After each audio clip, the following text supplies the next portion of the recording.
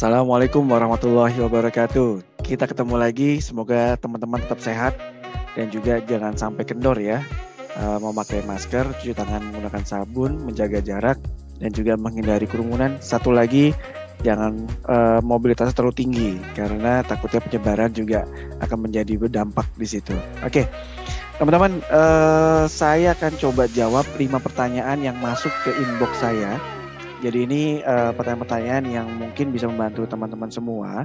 Kenapa perusahaan itu melakukan beberapa hal ini, gitu ya? Oke, sudah siap?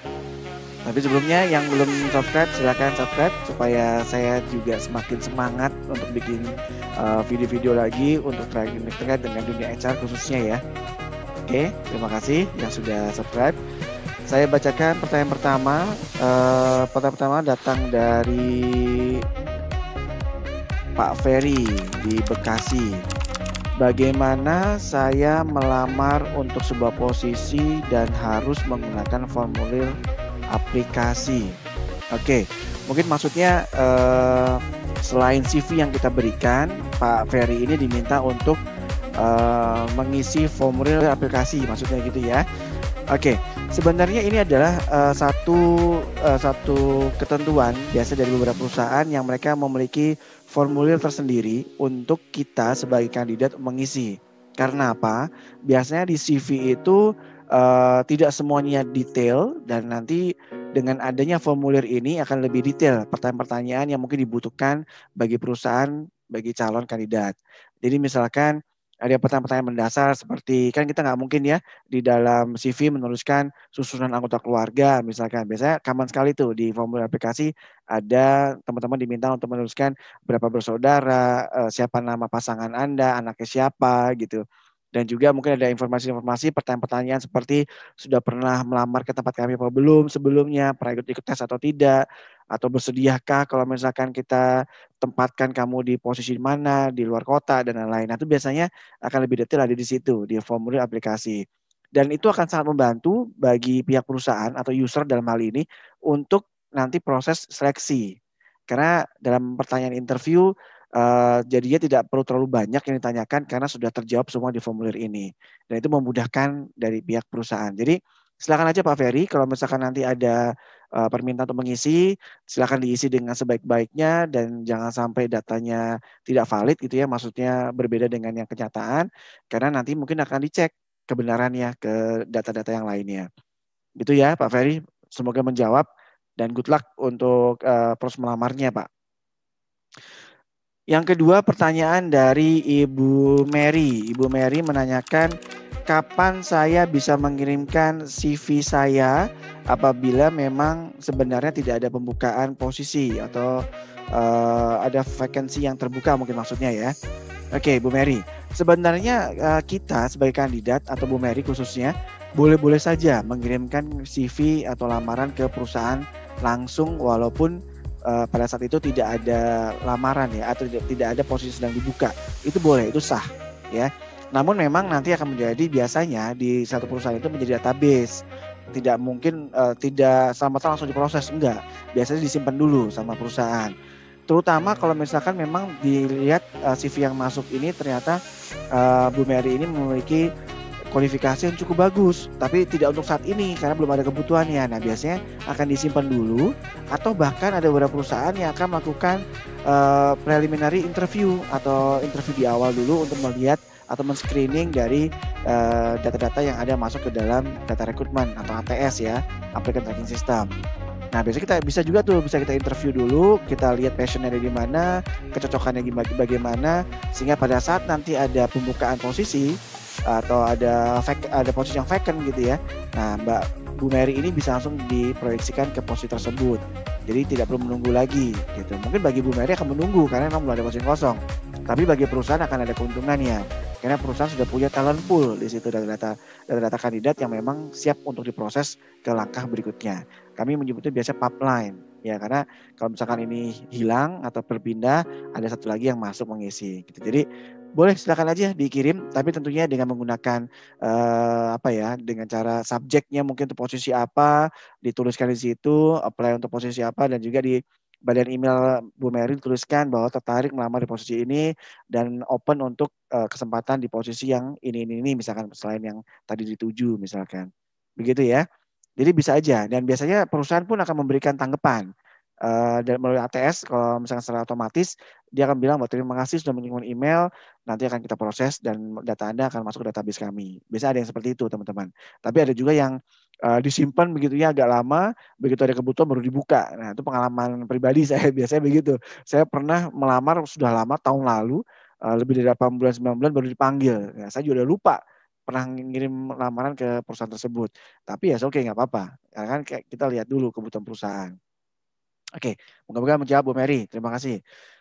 Yang nomor 3 datang dari Pak Joni. Pak Joni ini dari kota mana nih? Oh, Manokwari. Halo Pak Joni. Wah, jauh sekali nih Pak Joni dari Manokwari. Beliau menanyakan apakah yang terjadi setelah saya mengirim resume saya. Oh, oke, Pak Joni. Mungkin kalau Pak Joni sempat melihat video saya terkait dengan tahapan rekrutmen yang ini, video yang ini nih, Bapak akan bisa melihat ada tahapan-tahapan kan Pak ya. Nah, biasanya setelah perusahaan itu mengirimkan, kandidat mengirimkan CV kepada kami, biasanya dia akan, perusahaan itu akan mencoba seleksi seperti yang saya jawab tadi untuk pertanyaan Bu Mary. Bisa diproses segera atau justru disimpan Pak Joni. Tergantung dari kesesuaiannya dengan kebutuhan yang dibutuhkan di perusahaan tersebut. Jadi kalau misalkan tadi seperti Bu Mary, kalau misalkan memang bagus CV teman-teman, CV Pak Joni, tentu akan segera dicoba di preliminary interview ya, atau interview di awal dulu, diseleksi secara screening awal. Kalau ada kecocokan akan disimpan, masukkan ke folder khusus atau di ATS akan masuk ke sistem di posisi tertentu. Nah begitu nanti ada vacant, baru diproses ke posisi tersebut, begitu Pak Joni. Ya, nah biasanya ada email juga notifikasi CV Anda sudah masuk ke tahapan apa. Nah, misalnya kalau melalui ATS ada seperti itu tuh informasinya. Semoga menjawab Pak Joni. Ya, salam buat teman-teman di Manokwari. Selanjutnya pertanyaan dari siapa nih? Bu Dini. Bu Dini, wow, tidak nyebut dari mana. Bu Dini menanyakan apakah boleh mengirimkan satu resume untuk lebih dari satu pekerjaan. Oh, maksudnya di perusahaan ini mungkin Bu Dini ini ngelamar ke beberapa posisi di perusahaan tersebut gitu ya maksudnya ya. Oke, sebenarnya baiknya tidak seperti itu Bu. Jadi satu CV untuk satu posisi pekerjaan. Jadi misalkan Ibu mengirimkan subjeknya misalkan untuk posisi sales misalkan. Nah itu tidak boleh misalkan melamar untuk posisi sales, marketing, admin dan lain-lainnya itu nggak boleh. Cukup satu dulu. Tapi di badan email kalau ingin disampaikan bahwa di posisi ini itu boleh, itu nggak apa-apa. Dan kalau misalkan mau lebih ini lagi ya bikin CV satu lagi dengan email yang berbeda melamar ke posisi yang lain itu lebih baik. Jadi HRD pun akan memisahkan mana yang memang lebih cocok di posisi yang Ibu tuju. Dan kalau di dalam sistem ATS ya kalau misalkan teman-teman belum tahu ATS itu apa, nih videonya yang ini ya teman-teman biasanya kalau masuk ke CV ATS itu akan melihat atau melakukan seleksi secara otomatis kira-kira Bu Dini ini akan cocok di posisi yang mana walaupun melamarnya di posisi tertentu gitu ya. Nah itu biasanya di ATS ada filter seperti itu. Jadi akan terlihat dan bahkan kalau di ATS sebenarnya Ibu ngelamar ke banyak posisi akan ketahuan di sistem. Oh Bu Dini ngelamar ke sini. Nah itu biasanya akan jadi pertanda yang kurang baik bagi kami sebenarnya ya. Tapi kalau ditanya boleh sih boleh ngelamar ke posisi apa saja. Asalkan memang sesuai dengan kualifikasi dari Bu Dini. Gitu ya Bu Dini ya. Semoga menjawab pertanyaannya. Kemudian terakhir ya karena saya hanya punya waktu untuk 5 pertanyaan video kali ini. Bagaimana ini pertanyaan dari Pak Arif dari Jakarta. Halo Pak Arif. Bagaimana saya bisa tahu bila saya terpilih untuk mengikuti proses wawancara? Oke. Sebenarnya cukup mudah Pak Arif. Biasanya dari jeda waktu pengiriman resume atau CV, biasanya kita memberikan waktu antara 2 minggu sampai dengan 1 bulan untuk kita proses ya. Jadi kalau misalkan dalam jangka waktu 2 minggu sampai 1 bulan tidak ada jawaban, dipastikan CV Bapak mungkin belum terseleksi untuk masuk ke posisi tersebut. Begitu. Tapi kalau misalkan dalam jangka waktu tersebut dipanggil untuk proses, biasanya HRD-nya akan menelpon Pak Arif langsung dengan cara bisa melalui telepon ya, atau di WhatsApp atau di email.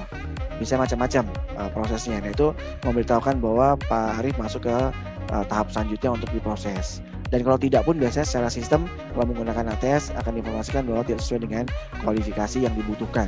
Biasanya ada juga seperti itu. Nah, lain lagi halnya kalau saya bilang tadi, kalau ternyata baru dipanggil itu 2 atau 3 bulan kemudian, nah itu bisa saja terjadi. Karena mungkin untuk posisi ini tidak sesuai. Karena pertama, secara kualifikasi tidak cocok, secara jam terbangnya belum pas, atau secara jenjang pendidikannya nggak masuk gitu ya. Tapi untuk posisi yang lain kan belum tentu, siapa tahu cocok juga di posisi yang lain. Nah, tapi posisi yang lain belum buka pada saat itu, ya mungkin diprosesnya nanti kalau memang lagi ada pembukaan. Kira-kira begitu Pak Arif ya.